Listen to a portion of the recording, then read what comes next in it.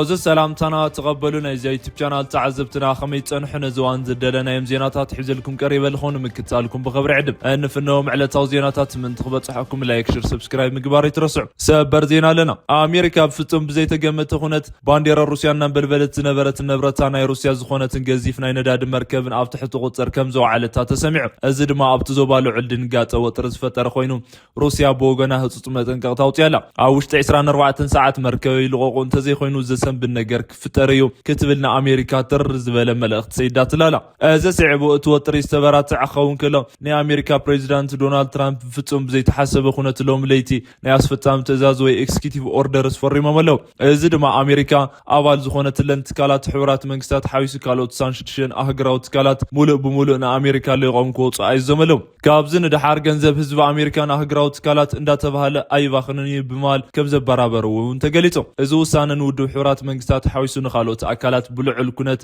ዘሰንብድ ኮይነሎ በኻሊ ወገን ኣብ ቬንዙዌላ ዝተወሰደ ስጉምቲ ተኸቲሉ ቻይና ኣብ ልዑል ስጋት ከም ዝኣትወ ተራይሎ ብፍላይ ድማ ቻይና ንቬንዙዌላ ክሕልው የኽትብል እኳ ተጸንሐት እዚ ኩሉ ኦፕሬሽን ኣብ ዝተኻየደሉ ሰዓት ግና ቻይና ኣብቲ ጉዳይ ዙርያ ስቕታ ምምራፃን ካብ መግለጽ ዝሓለፈ ነገር ዘይምግባራን በቶም ቻይና ዝድገፉ ኣህግራው ኩሎም ልዑል ጭንቀት ክፈጥር ከም ዝኽእል ተገሊጸሎ እዚኦምን ካልኦት ብዙሓት ሰበር ዜናታት ከስማዓኩም የን ኣብቲ ዝርዝር ሓበሬታ ንስገር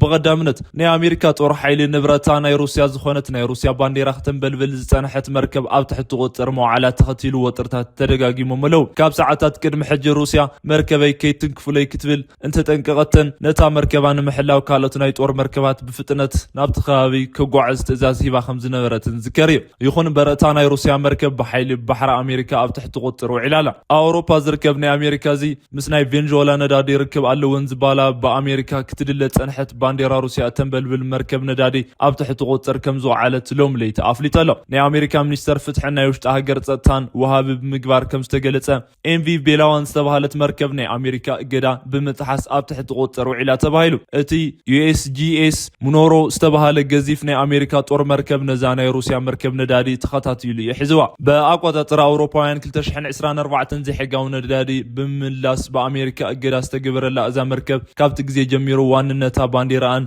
ناو روسيا بمزار واننتا اب تحت روسيا نيرو اب ستحازلو واندما بانديرا روسيا كتنبلبل كم صنحت انترايلو روسيا امريكا نتا مركب ملاي مجمرات تختيلا نتا مركب ندادي كسنيا غزفت نيوكليرن استشكما سارغوج مركباتن كالوت طور مركباتن بفطنت مس حيل بحري اتوافرت كوا امريكا غنا كاب حيل بحر روسيا قديما نتا مركب اب تحت قطر كم زو على تافليتا ابز حلف سومنات بريزيدنت فينزويلا اب تحت قطر معلم ذكر خوينو ممحدار ترامب كاب فينزويلا زوت انتاتون مركبات اجدا خمس جبري ذكريو فوكس نيوز كم تبصبو اتا مركب استتحازتلو كاب كوا بوغن 750 كيلومتر رحقه ابزلو اهغراو كل المايو ني امريكا حيل بحر فولي كوماندوتات بفطنت جلاون هليكوبترن بمحغاز نتا مركب تقاطيرو ملو كاب تجل ركم استجبر قطاو تزاز ذهبو بريزيدنت دونالد ترامب زينو سمعو افلوريدا ابزركه منبر غزوم كوينو يم بغتا ابزو هابريتو دما اتا استتحازت مركب ندادي ني امريكا نبرت كم زخونن كم زورسن غليصوم ترامب ابتروز سوشال غصم روسيا اجدا حسان نداد خشيط حزنا يلنا اذ نداد حجني امريكا نبرت خوينلو تشيط دمان وصايتات اوبريشن كنتقمولينا حق مالت حقيو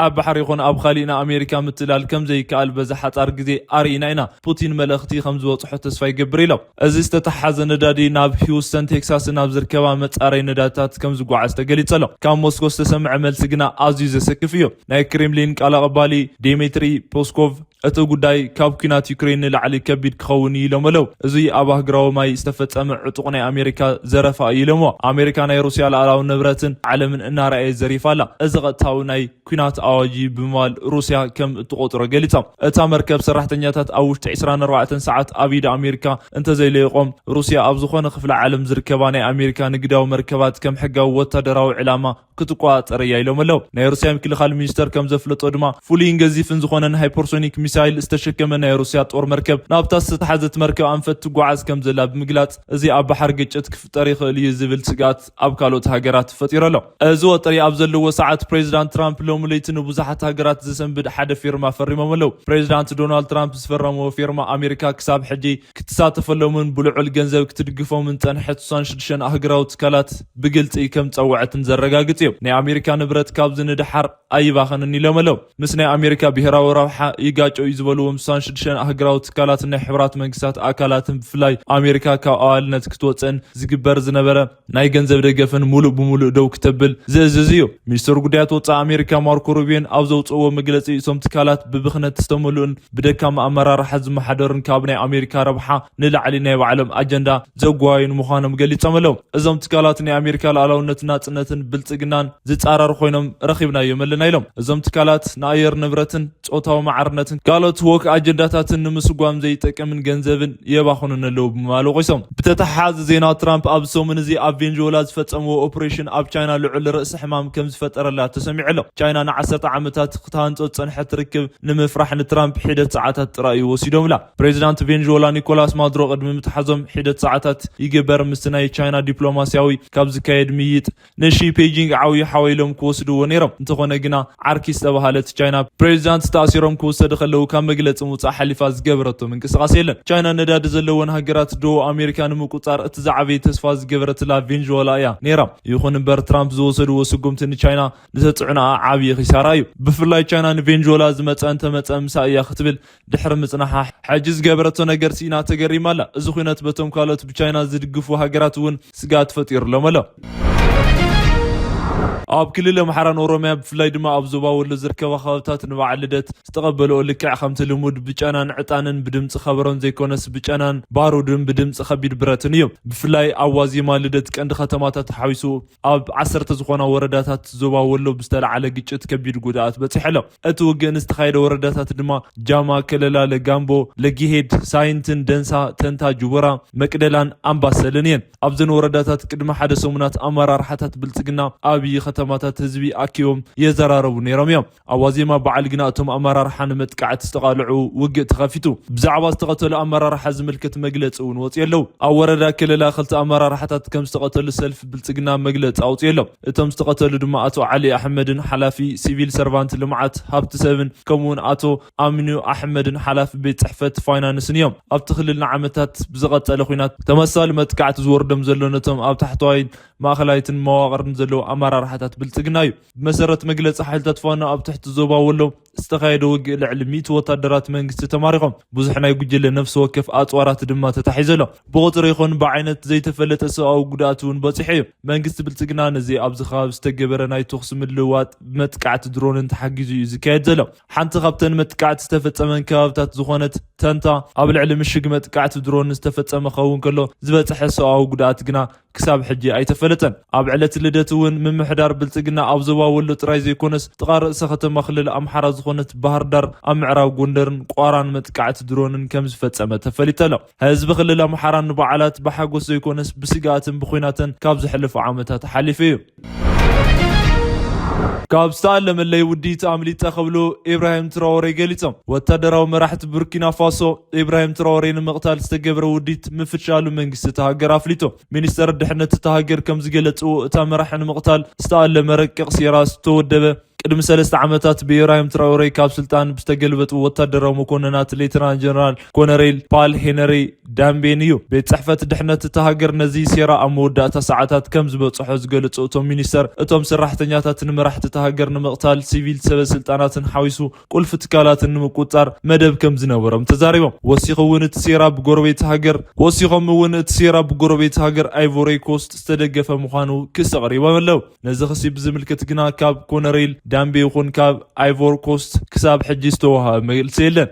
ብብዛሓት ምስቲ ስሙይ መራሒ ቶማስ ሳንካራ ዝመሰሉ መራሕቲ ቡርኪና ፋሶ ኣብ ዝሓለፉ 2 ዓመታት 2 ግዜ ናይ ዕልዋ መንግስቲ ፈተነታት ተገይሩሎም እዮም። ብተወሳኺ ኣብታ ሃገር እናጠናኸሩ ምምፅኦምን ሚልዮናት ዜጋታት ካብ መረበቶም ዝፈናቐሉ ዘለው እስላማዊ ዕጡቃትን ሓይልታት እውን ከቢድ ፈተና ኮይኖም ይርከብ። እቶም ወዲ 37 ዓመት ጎልማሳ መራሒ በዚ ኩሉ ተደራራቢ ፈተናታት ይሓልፉ እምበር ኣብ ሃገሮምን ካብ ሃገሮም ወፃን ዓብይ ዝና ኣትሪፎም እዮም። ዋላ እኳ ብኣምባገነንነት እንተተኸሰሱ ኣብ ጉዳይ ሓድነት ኣፍሪቃ ዘለዎም ጽኑዕ ቅዋምን ኣብ ልዕሊ ምዕራባውያን ዝቐረብዎ ነቐፌታታትን ግና ተፈታዊ ክኾኑ ኣብቅዕዎም እዮም። ሚኒስተር ድሕነት ከም ዝገለጽዎ እቶም ሴረኛታት ውጥኖም ክሕንጽጹ ዘርኢ ቪድዮ ተረኺበሎ። ኣብቲ ቪድዮ ኣብ ዝሓለፉ ቀዳም ሰንበት ምሸት ኣብ ቀረባ ርሕቐት ወይ ድማ ኣብ መነባብሮ ቤቶም ቦምቢ ብምጥቃም ንፕሬዚዳንትን ምቕታልን ክመያየጡ ይረኣዩ። ቀፂሎም ድማ ካልኦት ወተሃደራውያን ሲቪል መራሕትን ምቕታልን ክውጥኑ ይወቕሱ። እቶም ሓላፊ ድሕነት ከም ዝገለጽዎ እቶም ምስ ዳምቤ ዝተሓባበሩ ወተሃደራት ሲቪላትን ካብ አይቮሪ ኮስት ዝመጸ 70 ሚልዮን ፍራንክ ቡርኪና ፋሶ ከባቢ $125,000 ደገፍ ምርካቦም ጥራይ ዘይኮነስ ናይ ወጻኢ ሓይልታት ጣልቃ ቅድሚ ምእታዎም ናይቲ ሃገር መተኮሲ ድሮናትን ጣብያ ንምዕናውን መደብ ነይርዎም እዮም። ምርመራና ንቐጥል ኣለና፣ ብዙሓት ሰባት እውን ኣብ ትሕቲ ቁፅር ኣውዒልና ኣለና፣ እዞም ውልቀ ሰባት እዚኣቶም ድማ ናብ ፍርዲ ቀርቡ እዮም ክብሉ እቶም ሚኒስተር ብቴሌቪዥን እቲ ሃገር ገሊፆም። እቶም ሚኒስተር እዚ ኩነታት ተረጋጊጡ ከም ዘሎ ብምጥቃስ ዜጋታት ብኣደናገርቲ ወረታትን ከይታለሉ ኣተሓሳስዮም። ይኹን እምበር ክንደይ ዝኣኽሉ ሰባት ኣብ ትሕቲ ቁፅር ከም ዝወዓሉ ብንጹር ዝተፈለጠ የለን። ኣብ ውሽጢ ሃገርን ወፃእን ዘለው ተዓዘብቲ መንግስቲ ትራኦሬ ኣምባገነናዊ ምዃንን ድምፂ ተቃውሞ ከም ዝዓፈነን ከምኡውን ወተሃደራዊ መራሕቲ ብጅምላ ብምእሳርን ኣብ ሚድያታት ገደብ ከም ዝገብርን ይኸስዎ። ናይ ቡርኪና ፋሶ ወተሃደራዊ መንግስቲ ጁንታ ናይ ወፃኢ ሃገር ኢድ ኣታውነት ብአይቮሪ ኮስት ኣቢሉ ይመፀነ ኢሉ ክሲ ክምስረት እዚ ናይ መጀመርያ ኣይኮነን። ኣብ መንጎ ክልቲአን ሃገራት ዘሎ ምስሓብን ኣብቲ ዞባ ተወሳኺ ወጥሪ ከየምፅእ ስጋኣት ይፈጥር ኣሎ። ኮሎኔል ዳሚምባ ብመረፃ ዝተመዘዘ መንግስቲ ብዕልዋ ብምፍንቃልን ካብ ጥሪ ክሳብ መስከረም 2022 ንቡርኪና ፋሶ መሪሖም ከም ዝነበሩ ይዝከር። ካብ ስልጣን ዝተወገዱ ድማ ናብ ጎረቤት ሃገር ቶጋ ሃዲሞም ኣብ ማሕበራዊ ሚድያ ገጾም ንተኸታሊ መንግስቲ ዓወት እምነ ኢሎም መፅሓፎም ነይርስዓን። ክቡራት ተኸታተልቲ ዘደለና የመርእስተ ጉዳያት ኣብዛዚምና ኣለና። ላይክ፣ ሼር፣ ኮመንት ምግባርን ቻናልና ዘለኩም ደገፍ ብምግላጽ ከም ዘይትርስዑና በልና። ብኻልኦት ተመሳሳሊ ሓበሬታ ክሳብ ንራኸብ ሰላም።